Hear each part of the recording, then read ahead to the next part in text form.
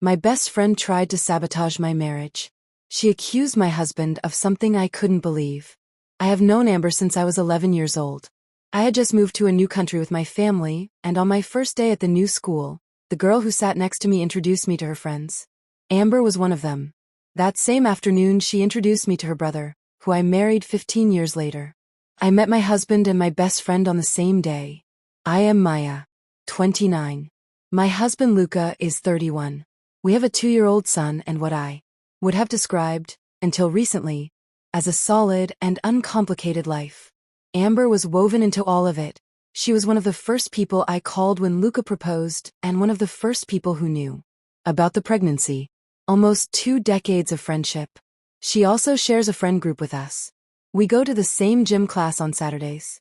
We see each other roughly once a week, sometimes with other people, sometimes just us. There is no rigid schedule. We just make time. I need to explain one detail about my job before any of this makes sense. I work office hours from 9 in the morning until 2 in the afternoon, and I have a 30-minute break in the middle that I usually spend having my second breakfast, sometimes at a cafe nearby, sometimes walking over to Luca's office, which is about 5 minutes away.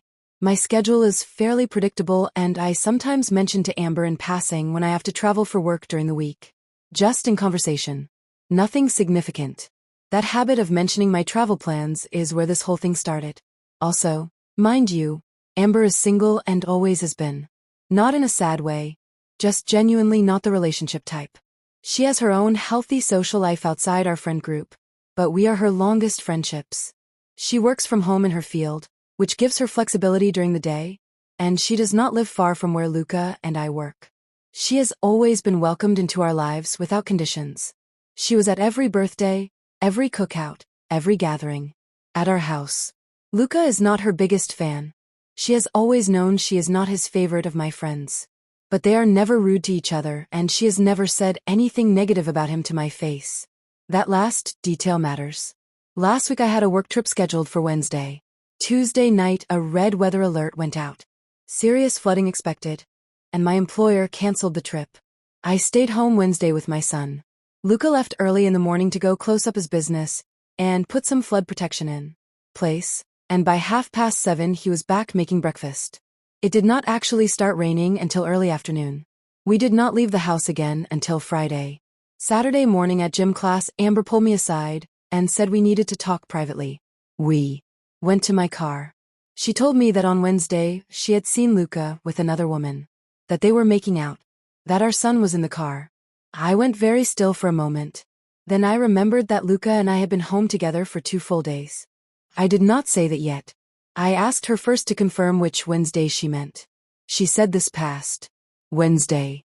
I asked her what time. She said around 11 in the morning. I asked if this was during the red alert. She said yes. I asked if she was absolutely certain, and she launched into a full description.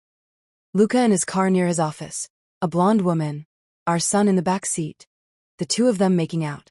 In plain view. I told her that my work trip had been canceled because of the weather and that Luca and I had both been home the entire time the alert was active. She said she must have gotten confused about the day. She had confirmed it 3 times before I said that. I should explain why I asked 3 times before telling her I was home.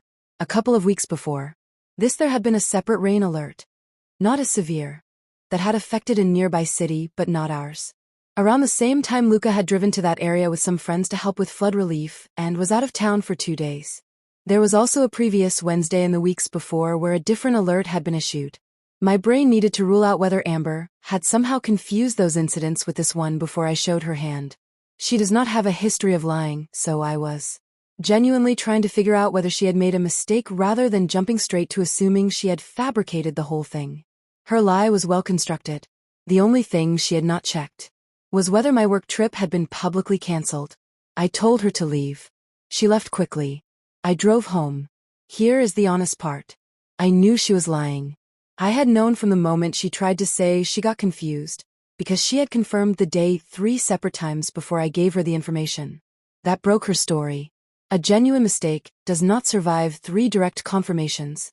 What she had described was specific and detailed and deliberately constructed. And yet I went home and searched the house anyway.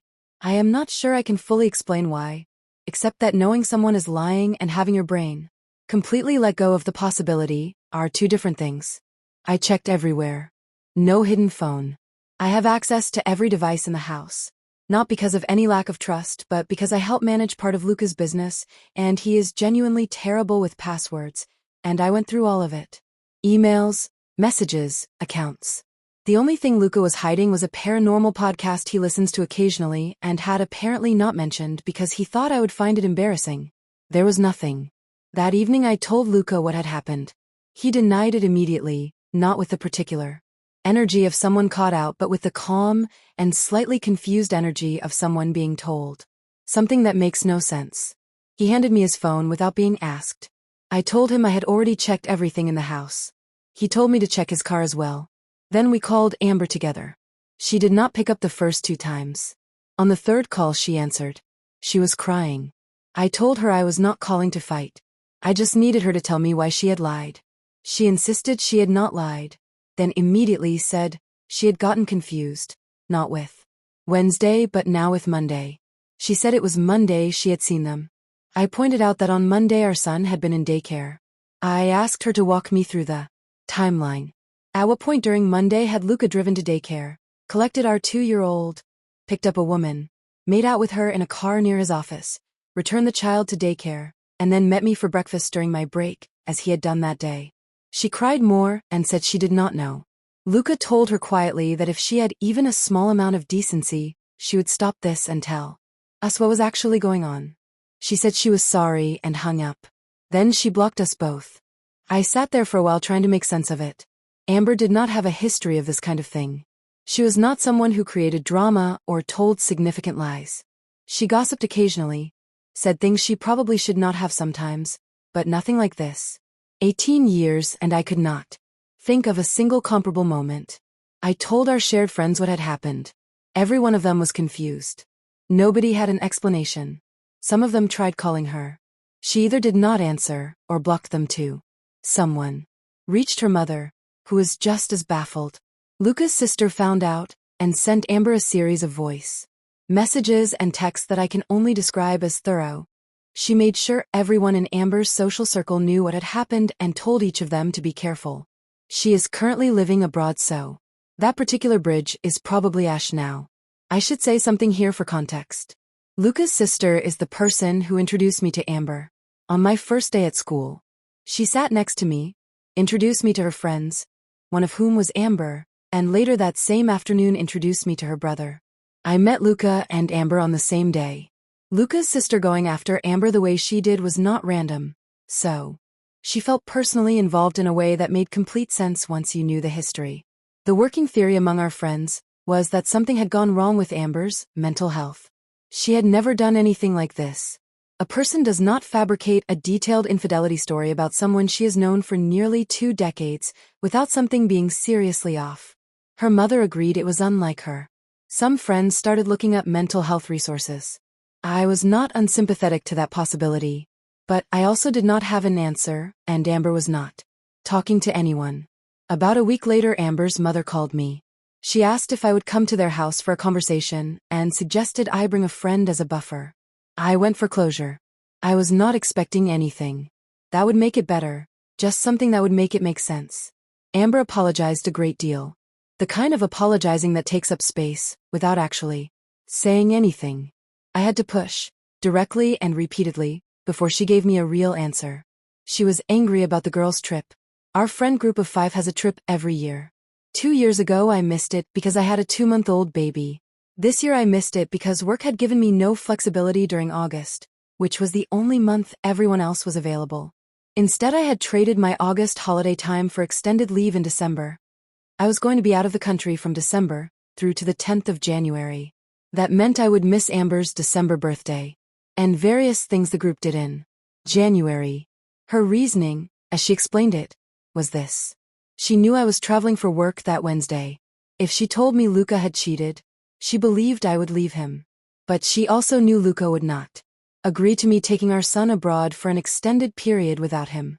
So in her version of events, I would be stuck in the country during custody arrangements, with free time during Luca's custody days, and available for all the things I had been missing. She thought that if she broke up my family, I would have more availability for the friend group. I sat with that for a moment. Then I told her never to contact me again and left. The strangest thing about the motive is how small it is. 18 years. A lie detailed enough to be convincing.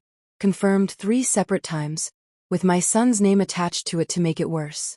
All of that for a birthday she thought I was skipping and a few group activities in January she did not want to do without me. I could have worked through a lot of things. If she had been going through something genuinely serious, a mental health crisis, a dependency problem, something that had temporarily changed who she was, I think I could have found a way to be understanding about it. I had actually spent the week between the lie and the conversation at her mother's house looking up mental health professionals to recommend. I sent those recommendations to her mother. What I cannot work through is a calculation. She sat down, built a plan, decided that the best way to get more of my time was to destroy my child's family, and then executed it. There was no crisis. She just thought it was worth it. She was the first person outside my immediate family who knew I was pregnant.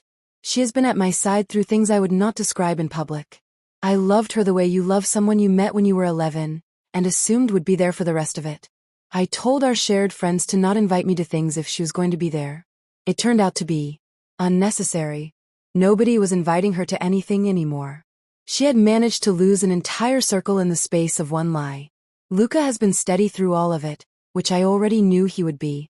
I did apologize to him for the house search, even though he said he understood and would have done the same thing in my position just to be sure. The paranormal podcast remains in the house. I have not asked him to stop. Some things are just genuinely stupid, and there is no wisdom to extract from them. Amber wanted more of my time, and chose the single approach most guaranteed to ensure she never spoke to me again. I do not have a lesson. I just have less of a friend group than I did 2 weeks ago and a husband who makes breakfast during flood warnings. That last part, at least, I already knew. And that's the end of my best friend tried to sabotage my marriage. Quick question. When Amber confirmed that story 3 times and then tried to say she got confused with the day, what would you have done right there in that car? Do you call her out on the spot and watch the story fall apart in real time? Do you go home, say nothing, and let the investigation run its full course before you confront anyone? Or do you end the friendship right there in that car park? No phone call, no mother's house meeting, no closure conversation? Drop your answer in the comments. If you enjoyed the story, please hit the like button and don't forget to subscribe for more stories.